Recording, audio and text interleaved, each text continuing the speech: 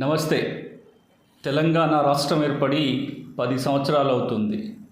రేపు దశాబ్ది ఉత్సవాలు జరగబోతున్నాయి. ఈ సందర్భంగా గడిచిన 10 సంవత్సరాలుగా తెలంగాణ రాష్ట్రం భూములకు సంబంధించి భూ పరిపాలనలో ఎలాంటి మార్పులు చేర్పులు తీసుకొచ్చింది, వాటి అనుభవాలు ఏంటి అనేది ఒకసారి గుర్తు చేసుకోవటం ఎంతైనా అవసరం. 10 సంవత్సరాలు ఏం జరిగింది అనే దాన్ని ఆధారంగా చేసుకొని రాబోయే 10 ఏళ్లలో తెలంగాణ ప్రగతి బాటలో పయనించాలంటే భూములకు సంబంధించి కీలక మార్పు చేర్పులు చేసుకోవడం ఎంతైనా అవసరం. దానికి గడిచిన 10 ఏళ్ల అనుభవాలు ఏంటో ఒకసారి తిరిగి చూసుకోవటం కూడా ఎంతైనా అవసరం. మరీ ముఖ్యంగా దశాబ్ది ఉత్సవాలు జరుపుకోబోతున్న ఈ సందర్భంగా గడిచిన 10 సంవత్సరాలలో భూములకు సంబంధించి తెలంగాణలో ఏం జరిగిందో ఒకసారి జ్ఞాపకం చేసుకునే ప్రయత్నం చేద్దాం.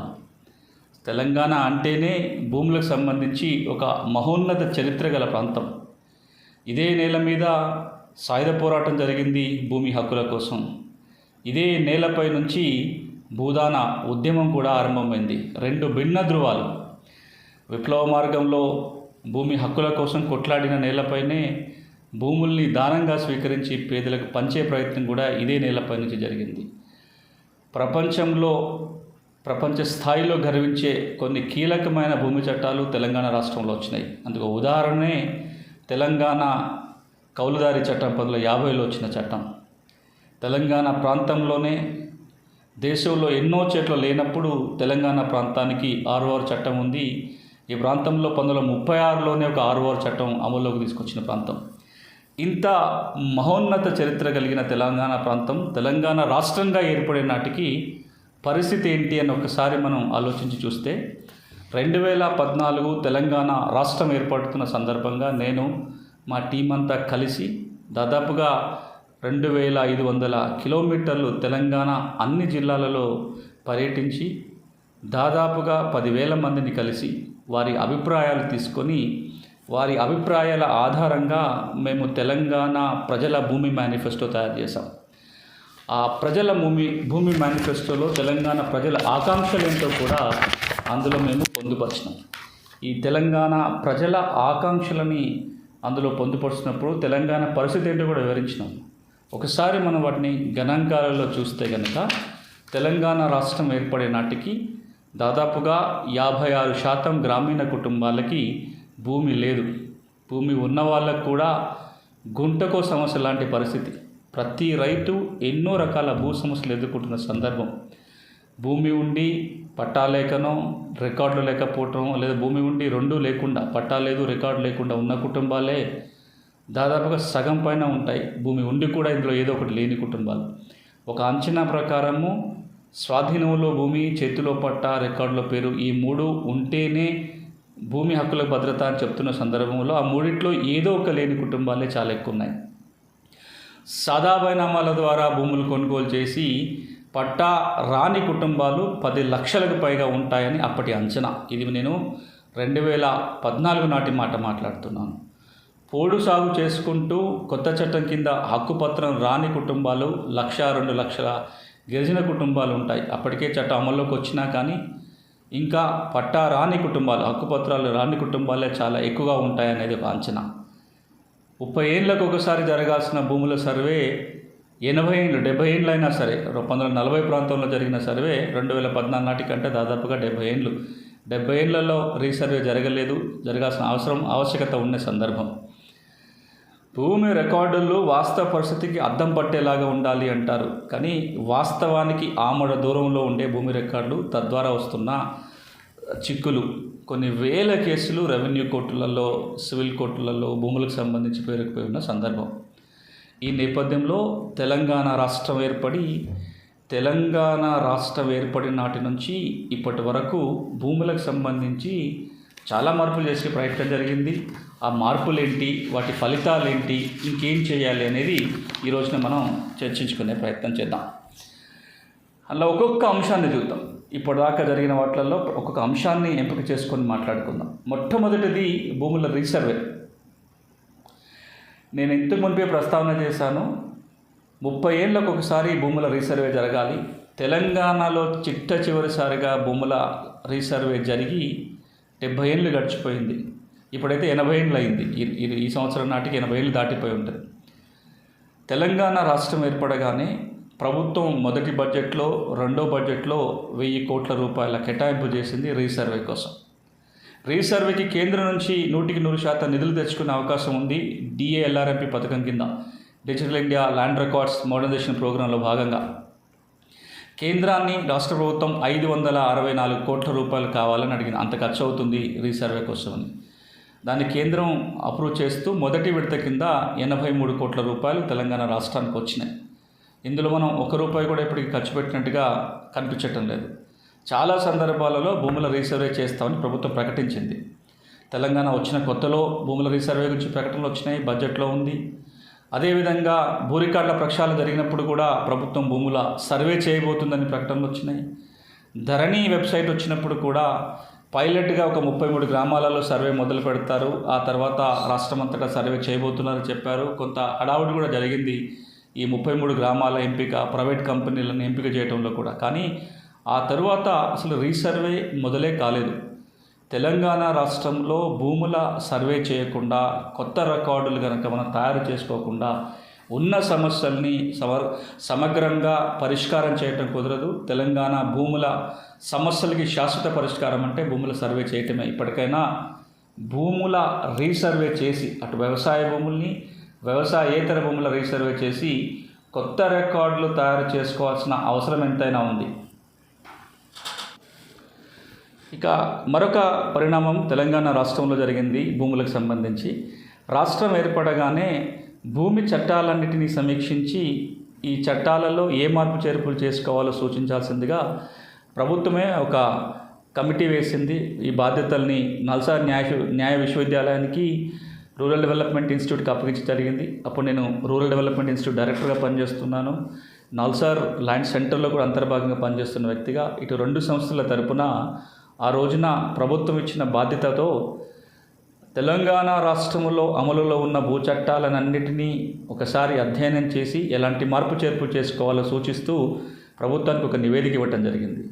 ఆ నివేదిక ఇచ్చే ముందు కూడా కేవలం అదేదో 10 మంది నిపుణులు కూర్చొని ప్రభుత్వానికి నివేదిక ఇవ్వటం కాకుండా అందరినీ భాగస్వాములు చేస్తూ హైదరాబాద్ స్థాయిలోనే ఒక 4 వర్క్షాపులు నిర్వహించాం. మహిళా భూమి హక్కుల మీద, గిరిజనుల భూమి హక్కుల మీద, రెవెన్యూ చట్టాల మీద. దాంతోపాటుగా ఒక నెల రోజుల పాటు నిపుణులందరినీ కూర్చోబెట్టి ఒక్కొక్క చట్టంగా ఆ చట్టంలో చేయాల్సిన మార్పుల మీద చర్చించి ఒక నివేదిక తయారు చేశాం. దాంతోపాటు దాదాపుగా 10-12 చోట్ల జిల్లా కేంద్రాలలో ఈ భూ చట్టాల సమీక్షలో భాగంగా రెవెన్యూ నిపుణులు, ఇతరుల యొక్క అభిప్రాయాలను సేకరించి ప్రభుత్వానికి ఒక నివేదికను సమర్పించడం జరిగింది. ఆ నివేదికలో ఏ చట్టంలో ఎట్లాంటి మార్పులు చేసుకోవాలి, ఏ చట్టాన్ని ఉంచాలి, ఏ చట్టాన్ని తొలగించాలి చెప్పడంతో పాటుగా అన్ని చట్టాలను కలుపుకొని ఒకే ఒక చట్టంగా, ఒక భూమి చట్టం లేదా రెవెన్యూ కోడ్గా రూపొందించుకుంటే చాలా ఉపయోగంగా ఉంటుంది. అలాంటి ప్రయత్నం కొన్ని రాష్ట్రాలు ఇప్పటికే మొదలుపెట్టినాయి.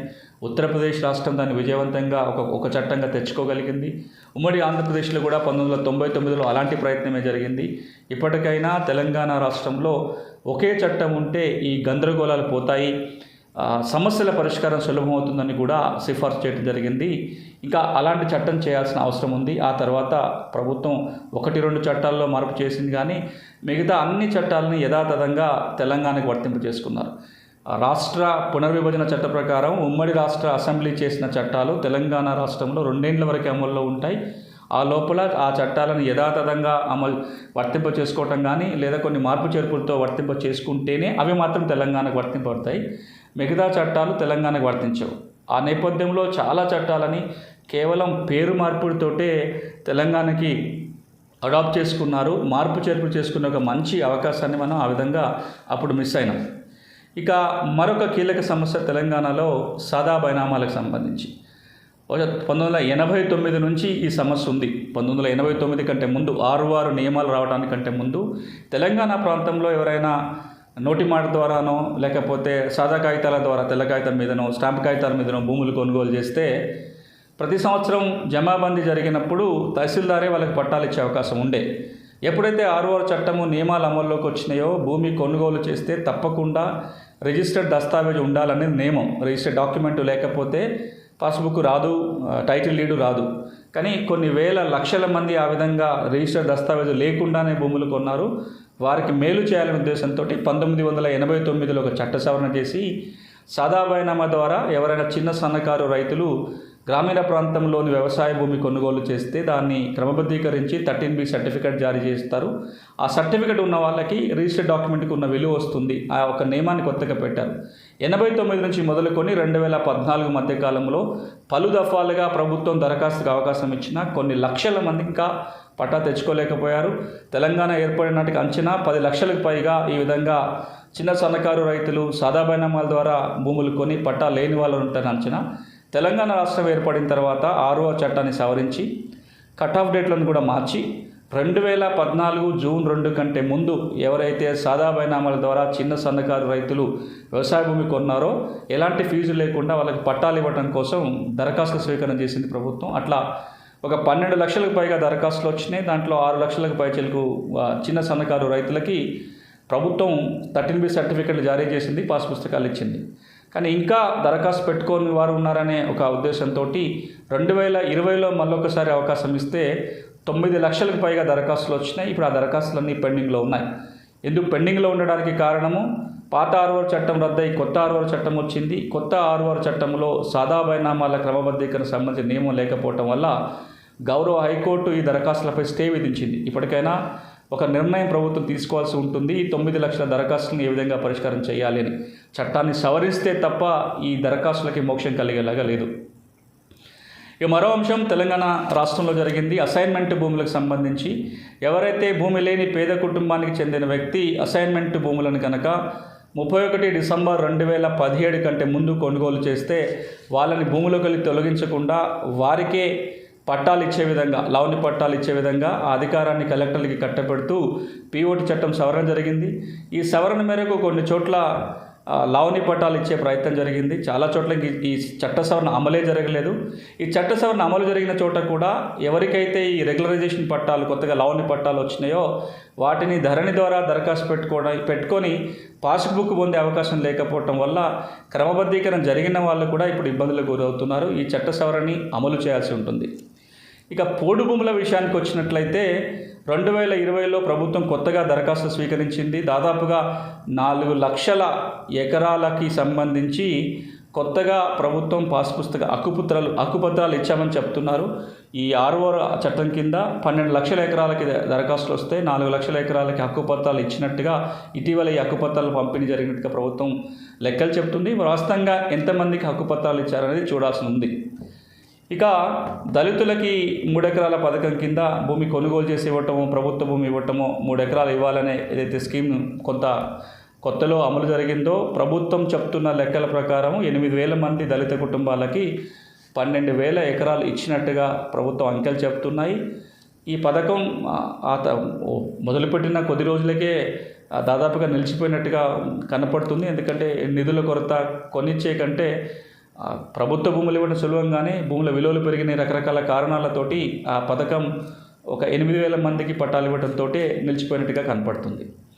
ఇక చాలా సందర్భాల్లో ప్రభుత్వం భూతగాథల పరిష్కారానికి జిల్లా స్థాయిలో, రాష్ట్ర స్థాయిలో ట్రిబ్యునల్ ఏర్పాటు చేస్తామని చెప్పారు. ఇలా శాశ్వత ప్రాతిపదికన ట్రిబ్యునల్ ఏర్పాటు చేయకుండా తాత్కాలికంగా పాత 6 కేసుల పరిష్కారానికి జిల్లా స్థాయిలో ట్రిబ్యునల్ ఏర్పాటు చేసి కొన్ని నెలల్లో పాత 6 చట్ట సమస్యలు మాత్రం పరిష్కరించి ట్రిబ్యునల్ని ముద్దవేయడం జరిగింది. కానీ ఇప్పుడు శాశ్వత ప్రాతిపదికన జిల్లా స్థాయిలో, రాష్ట్ర స్థాయిలో ట్రిబ్యునల్ ఏర్పాటు చేయాల్సిన అవసరం ఉంది. ఇక మరొక కీలక పరిణామం గడిచిన 10 ఏళ్లలో జరిగింది. కొత్త 6 చట్టం చేసి భూరికాళ్ల ప్రక్షాళన జరిపి ఆ భూరికాళ్ల ప్రక్షాళన ద్వారా సవరించిన రికార్డులని ధరణి వెబ్సైట్లో పొందుపరచడం జరిగింది. ధరణినే 6వ రికార్డ్ అని ఈ చట్టం పేర్కొంది. చాలా సమస్యలకు పరిష్కారంగా భావించిన ధరణి వెబ్సైటు భూముల అమ్మకాలు, కొనుగోలు చాలా సులభతరం చేసింది. మ్యూటేషన్ ప్రక్రియ చాలా సులభమైపోయింది. కానీ కొన్ని వేల కొత్త సమస్యలు ఈ ధరణి ద్వారా పుట్టుకొచ్చాయి. ఒక అంచనా ప్రకారం ప్రతి ఊళ్ళో 200 అంతకంటే పైనే భూమి సమస్యలు ఉంటాయని అంచనా. ఈరోజు కూడా ధరణి వెబ్సైట్లోనే 2.5 లక్షల దరఖాస్తులు పెండింగ్లో ఉన్నాయి. ప్రజాపాలన దరఖాస్తులు స్వీకరించినప్పుడు ఏదైతే 6 గ్యారంటీలకి దరఖాస్తులు తీసుకున్నప్పుడు ఇతర సమస్యలు కూడా వచ్చినాయి. అట్లా ఇతర సమస్యల కోసం వచ్చిన దరఖాస్తులు 20 లక్షలు ఉంటే దాంట్లో 12 లక్షలకు పైగా ధరణికి సంబంధించిన సమస్యలు ఉన్నాయంటే సమస్య తీవ్రత మనం అర్థం చేసుకోవచ్చు. ధరణి సమస్యల పరిష్కారానికి ఇప్పుడు మళ్ళా ప్రభుత్వం ప్రయత్నం చేస్తున్న విషయం మీకు అందరికీ తెలిసిందే. ధరణి 6 కొత్త పాస్ పుస్తకాల జారీ ఏదైతే ఇంతకుముందు జరిగిందో కొన్ని పాత సమస్యలు తీరాయి, మరెన్నో కొత్త సమస్యలు దీని ద్వారా పుట్టుకొచ్చాయి. ఇక మరొక కీలక సమస్య తెలంగాణలో నిషేధిత ఆస్తుల జాబితాకు సంబంధించి కొన్ని వేల ఎకరాల పట్టా భూమి నిషేధిత జాబితాలో కొత్తగా ఈ గత 10 ఏళ్లలో చేరింది. వాటిని తొలగించుకోవటం చాలా కష్టంగా మారిపోయిన విషయం మనం చూస్తున్నాం. భూ పరిపాలనలో కూడా చాలా మార్పులు తీసుకురావటం జరిగింది. గడిచిన 10 ఏళ్లలో గ్రామ స్థాయిలో ఉన్న భూ పరిపాలన యంత్రాంగాన్ని ప్రభుత్వం రద్దు చేసింది. VROలు ఇప్పుడు పనిచేయట్లేదు. VRO వ్యవస్థనే రద్దు చేసింది ప్రభుత్వం. మండల కార్యాలయంలో తహసీల్దార్ ఆఫీస్లో ఎవరైతే కీలకమైన వ్యక్తి తహసీల్దార్ ఉన్నారో ఆయన రిజిస్ట్రేషన్ చూసే వ్యక్తిగా ప్రభుత్వం జాయింట్ సబ్ రిజిస్ట్రార్గా నియమించిన తర్వాత రెవెన్యూ పరిపాలన మండల స్థాయిలో కూడా కుంటుపడిపోయింది. RDO స్థాయిలో వాళ్ళకు ఇతర చట్టాల కింద అధికారాలు ఉన్నా ధరణి తర్వాత వాళ్ళకి ఏ అధికారం లేవని చెప్పి ఇతర సమస్యల పరిష్కారం కూడా డివిజన్ స్థాయిలో జరగటం లేదు. ఇక జిల్లా స్థాయిలో అడిషనల్ కలెక్టర్, అంతకుముందు జాయింట్ కలెక్టర్ స్థాయిలోనే భూ సమస్యల పరిష్కారం కాస్త జిల్లా కలెక్టర్కు కట్టబెట్టడం జరిగింది. మొత్తం మీద గ్రామ స్థాయి నుంచి జిల్లా స్థాయి వరకు భూ పరిపాలన వ్యవస్థలో వచ్చిన మార్పుల వల్ల చాలా ఇబ్బందులు కనపడుతున్నాయి. మనం ఈ రోజున చూస్తున్నాం. భూసేకరణ చట్టానికి కూడా రాష్ట్ర ప్రభుత్వం మార్పులు చేసింది. 2013లో కేంద్రం తీసుకొచ్చిన భూసేకరణ చట్టంలో కొన్ని సందర్భాలలో దాంట్లో కీలకమైన నియమాలు వర్తించవని చెప్పి భూసేకరణ చట్టంలో మార్పులు వచ్చినాయి. ప్రభుత్వం నోటిఫై చేసిన కొన్ని రకాల భూసేకరణ చేసినప్పుడు SIA కానీ, సోషల్ ఇంపాక్ట్ అసెస్మెంట్ కానీ, భూ యజమానుల అమ్మతి తీసుకునే కన్సెంట్ కానీ, పంట భూములను తీసుకోదనే షరతులు కానీ ఇవన్నీ వాటికి ఏది వర్తించవు. వాటన్నిటినీ ఎగ్జామ్ చేస్తూ ఈ చట్ట సవరణ రాష్ట్ర ప్రభుత్వం తీసుకొచ్చింది. ఇక మరొక అంశం ఏంటంటే చాలా తక్కువ మందికి తెలిసిన మాట ఇది. భూ కమతాల ఏకీకరణ జరగాలి అని మొదట్లో చాలా హడావుడి జరిగినది. తెలంగాణ ఏర్పడిన కొత్తలో భూ కమతాలు చిన్నగా ఉండటం వల్ల చాలా నష్టం జరుగుతుంది, ఆర్థికంగా ఇబ్బంది అవుతుంది, వ్యవసాయ అభివృద్ధికి కూడా ఈ చిన్న కమతాలు అడ్డంకిగా ఉన్నాయి. కమతాల ఏకీకరణ కోసం ప్రభుత్వం చర్య తీసుకోవాలి, ఆ మేరకు చట్టాలను అమలు చేయాలనే ఆలోచనతోటి ఒక గ్రామంలో పైలట్ కార్యక్రమం జరిగింది. అది ఆ గ్రామంలో పైలట్ తోటే ఆ భూకమతాల ఏకీకరణ ప్రాజెక్టు నిలిచిపోయింది. ఇక కౌలుదారుల విషయానికి వచ్చినట్లయితే తెలంగాణ రాష్ట్ర ప్రభుత్వం అధికారికంగానే ప్రకటించింది కౌలుదారులను గుర్తించము అని. ప్రభుత్వం అధికారికంగా కౌలుదారులను గుర్తించడం కానీ, కౌలుదారులకు రికార్డు చేయడం కానీ, కౌలుదారులకు ప్రభుత్వం నుంచి వచ్చిన మేలు అందించడం కూడా చెయ్యమని చెప్పి ప్రభుత్వం ప్రకటించింది. కాబట్టే 2012లో కౌలుదారులను గుర్తించి వారికి బ్యాంకు రుణాలు, ఇతర మేలు అందించడం కోసం ఏదైతే ల్యాండ్ లైసెన్స్డ్ కల్టివేట్ చట్టం వచ్చిందో ఆ చట్టం యొక్క అమలు 2014 నుంచి నిలిచిపోయింది. మొత్తంగా భూములకు సంబంధించి జరిగిన కీలక పరిణామాలు ఇవి. ఈ రోజున మనం ఒకసారి వెనక్కి తిరిగి చూస్తే ఇప్పటికీ ఇంకెన్నో సమస్యలు, నేను ఇంతకుముందు చెప్పినట్టుగా ఊరికొక 200 ధరణి సంబంధిత భూ సమస్యలు ఉన్నాయి. ఇతర భూ సమస్యలు కూడా ఇంకా అలాగే అపరిష్కృతంగా ఉన్నాయి. సర్వే జరగకపోవటం వల్ల హద్దుల గందరగోళాలు ఉన్నాయి. ఒక సందర్భంలో ప్రభుత్వం ప్రకటించింది భూమి రికార్డులకి ప్రభుత్వమే జమేదారీగా ఉండేలాగా, రికార్డుల్లో యజమానిగా పేరు వచ్చిన తర్వాత నష్టం జరిగితే జుర్మానా కట్టేలాంటి చట్టం తీసుకొస్తామని. అదే టైటిల్ గ్యారంటీ చట్టం. ఆ చట్టం ఆలోచనలోనే ఆగిపోయింది. ఆ చట్టం తెలంగాణలో తీసుకురాలేకపోయారు. ఇక లక్షల ఎకరాల పట్టాభూమి నిషేధిత జాబితాలో చేరటమైనా కానీ, అసైన్మెంట్ భూములు 25 లక్షల ఎకరాల అసైన్మెంట్ భూమికి సంబంధించి బోలెడు సమస్యలు, అసైన్మెంట్ పట్టా ఉన్న వాళ్ళకి మ్యూటేషన్ జరగలేదనో, అన్యాక్రాంతమైననో రకరకాల చిక్కులు కనపడుతున్నాయి. 10 లక్షలకు పైగా ఉన్న కౌలు రైతులకి రైతుగా గుర్తింపు లేకపోవటం వల్ల ప్రభుత్వం నుంచి రావాల్సిన ఏ మేలు, రైతుగా పొందాల్సిన ఏ మేలు వాళ్ళు పొందలేకపోతున్నారు. ఈ మొత్తంగా ఈ రోజున తెలంగాణలో ఇవి మన ముందున్న సమస్యలు, మన ముందున్న సవాళ్ళు. 10 ఏళ్లలో జరిగిన ప్రయత్నాలు, వాటి ఫలితాలు, వాటి వల్ల వచ్చిన దుష్పరిణామాలు, వాటి వల్ల వచ్చిన కొత్తగా సమస్యలు కూడా నేను ప్రస్తావించిన. వీటన్నిటినీ దృష్టిలో పెట్టుకొని రాబోయే 5 ఏళ్లలో 10 ఏళ్లలో తెలంగాణ భూ వివాదరహిత రాష్ట్రంగా, తెలంగాణలో ప్రతి గ్రామము భూ వివాదరహిత గ్రామంగా మనం తయారు చేసుకున్న నాడే ఆర్థిక ప్రగతి, రైతు సుభిక్షంగా ఉండడం సాధ్యమవుతుంది. హద్దులు స్పష్టంగా, హక్కులు స్పష్టంగా, భద్రంగా ఉండాలి. అందుకోసం చట్టం ఉండాలి. భూముల సర్వే జరగాలి. భూమికి సంబంధించి ఒకే చట్టం ఉండాలి. ధరణిలో మార్పులు రావాలి, భూ సమస్యల పరిష్కారం కోసం యంత్రాంగం ఉండాలి. ఇట్లా భూములకు సంబంధించి ఏం చేయాలి, ఏం జరగాలో నేను పలు సందర్భాల్లో మాట్లాడాను. అందుకు సంబంధించిన 2 సార్లు 2014లో, 2018లో, అదేవిధంగా ఇటీవల ఎన్నికలు జరిగినప్పుడు కూడా 2023లో కూడా 3 దఫాలుగా మేనిఫెస్టోలో, ప్రజల భూమి మేనిఫెస్టోలో పొందుపరిచాము.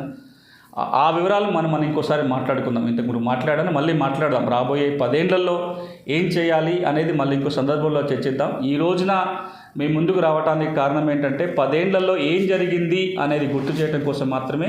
ఇవి భూములకు సంబంధించి తెలంగాణలో గడిచిన దశాబ్ద కాలంలో జరిగిన పరిణామాలు.